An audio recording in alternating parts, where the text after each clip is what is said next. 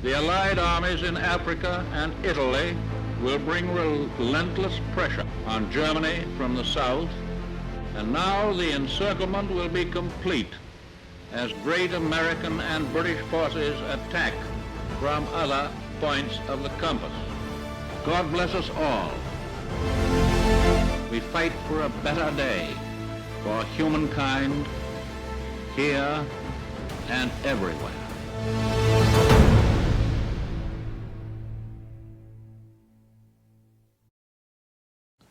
Hello, I'm Dr. George Kressman. I serve as the staff historian here at the Camp Landing Museum. We most appreciate your joining us to look at another Camp Landing history video. So today I'm going to be chatting with you about the 63rd Infantry Division. The 63rd Infantry Division was activated here at Camp Landing on the 15th of June, 1943. After initial training, the division departed Camp Landing on the 22nd of August, 1944.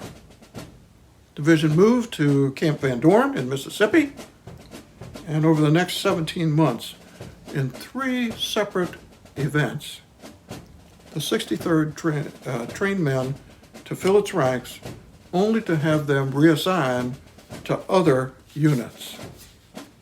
But on the 6th of November, 1944, the division's 3 infantry regiments, the 253rd, 254th, and 255th, departed Camp Van Dorn for Camp Shanks, New York. The division's nickname, Blood and Fire, originates from a combat of Winston Churchill at the January 1943 Casablanca Conference. Churchill said the Axis powers would, quote, bleed and burn in expiation of their crimes against humanity, end quote. The 3 divisions, 253rd, 54th, and 255th regiments of the 63rd departed New York for Europe under the command of Brigadier General Frederick M. Harris, and this group was known as Task Force Harris. Task Force Harris arrived in Marseille, France on the 8th of December, 1944, and moved to a camp in France. And throughout December of 1944, Task Force Harris manned defensive positions along the eastern flank of the U.S. 7th Army on the west bank of the Rhine River. The 253rd and 255th regiments took this position with the 254th in reserve. On the 28th of December, the newly arrived 70th Infantry Division began relieving the 253rd and 255th regiments. At the end of December, Task Force Harris was disbanded, and the 3 regiments assigned to various divisions of the 6th Army Group all remained in the Alsace-Lorraine area of France.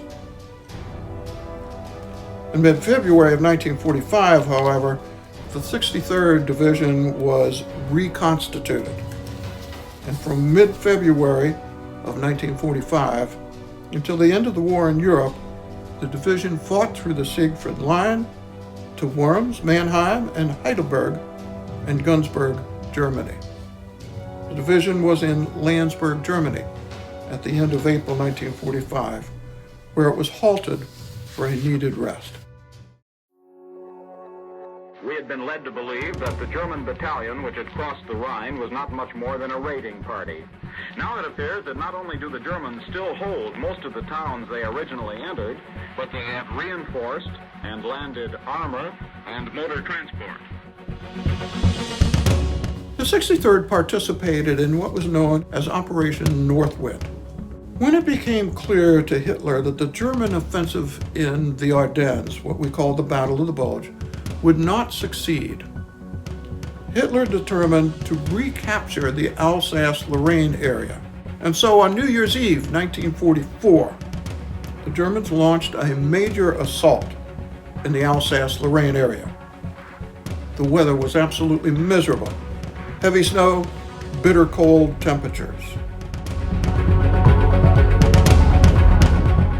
Field Order Number 1, issued the 20th of January 1945, directed the 254th Infantry Regiment, attached at that time to the 3rd Infantry Division, to take Hill 216. This hill is located about 4 miles north of Colmar in France, and it was heavily defended by the Germans. 2 previous attacks to take the hill had been unsuccessful. At 0700, on the 23rd of January 1945, an intense artillery barrage was laid on the hill and the assault began. Snow continued, wind was blowing hard. The soldiers had been issued snow capes as a form of camouflage. But the Germans had laid a very wide minefield at the base of the hill. Many men were wounded by the mines. They couldn't be seen, they couldn't be located because they were all covered with snow. Alerted by the exploding mines, the Germans began to lay mortar fire on the advancing men. The Germans began firing artillery from an adjacent wood line. Men began to crawl through the snow to the hill crest, but many did not make it. Fighting was intense. However, by mid-afternoon, the assaulting companies had linked. As they moved up, they were slowed by yet another minefield. In spite of German small arms fire, 3rd Battalion men finally reached their objectives and captured the hill.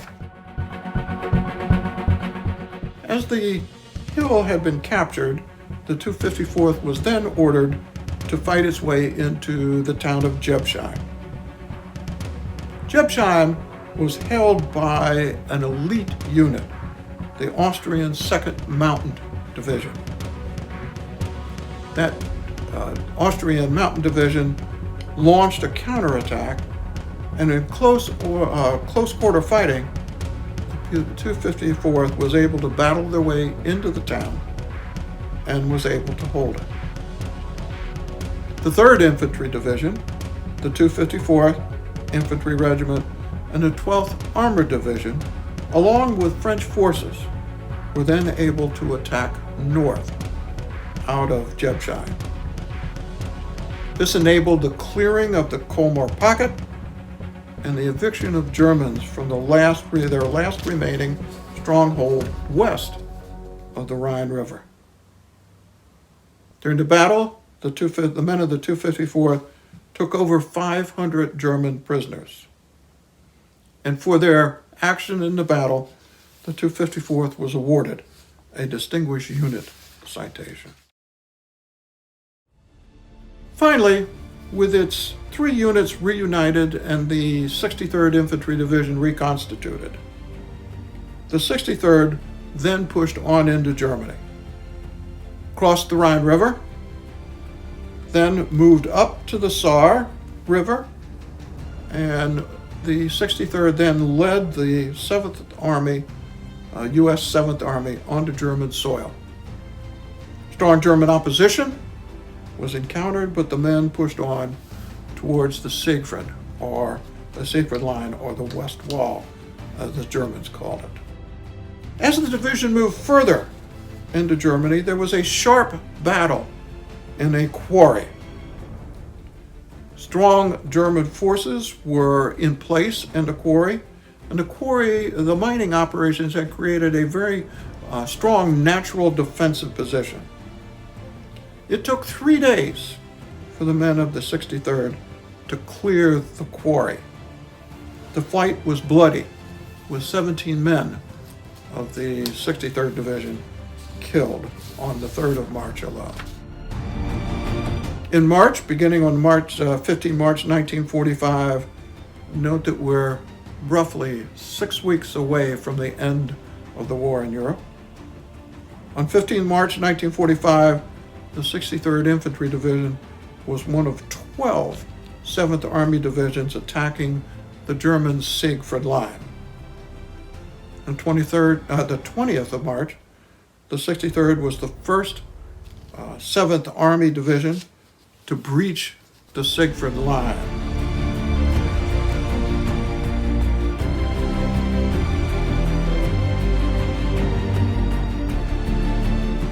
The 63rd continued its push into Germany, capturing many towns as it went across the Rhine River.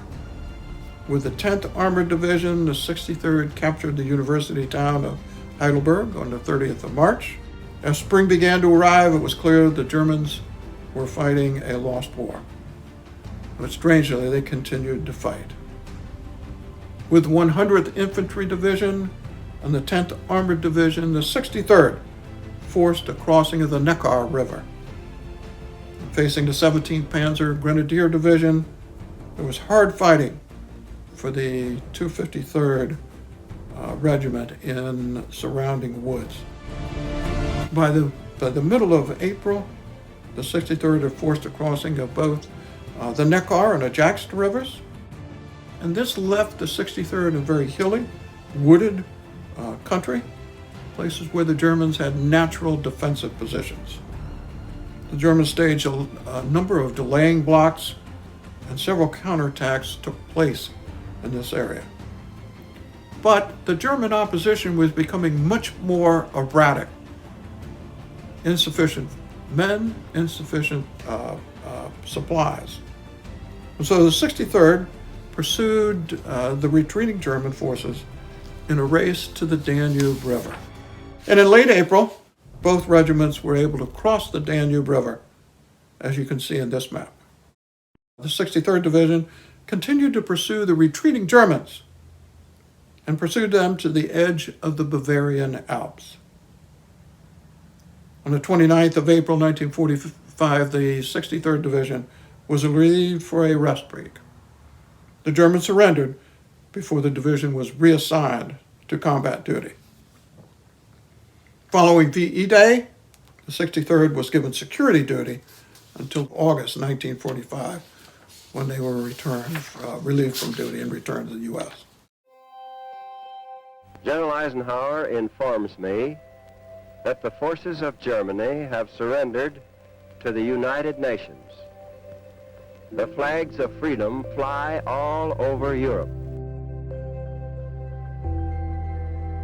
During its combat in the European theater of operation, units of the 63rd Division had been awarded 7 Distinguished Unit Awards.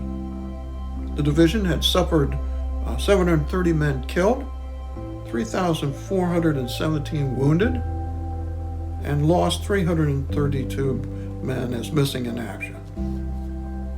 In exchange, the division's units captured over 21,000 German prisoners. During its 119 days in combat, the men of the 63rd Division earned 2 Medals of Honor, 9 Distinguished Service Crosses, 455 Silver Stars, and 5,313 Bronze Stars. Thanks so much for spending this time with us and learning more about Camp Blanding's history. I'd like to encourage you to do 2 things. The first is I'd like you to come visit with us. The museum is open every day from noon to 4. We've got a lot of stories about Camp Blanding, a lot of stories about World War II, and we'd love to share those with you. Come visit with us. Second, please subscribe to our YouTube channel. You'll get notices of new videos as we post them. So for our staff and our terrific volunteers, this is Dr. George Cressman signing off.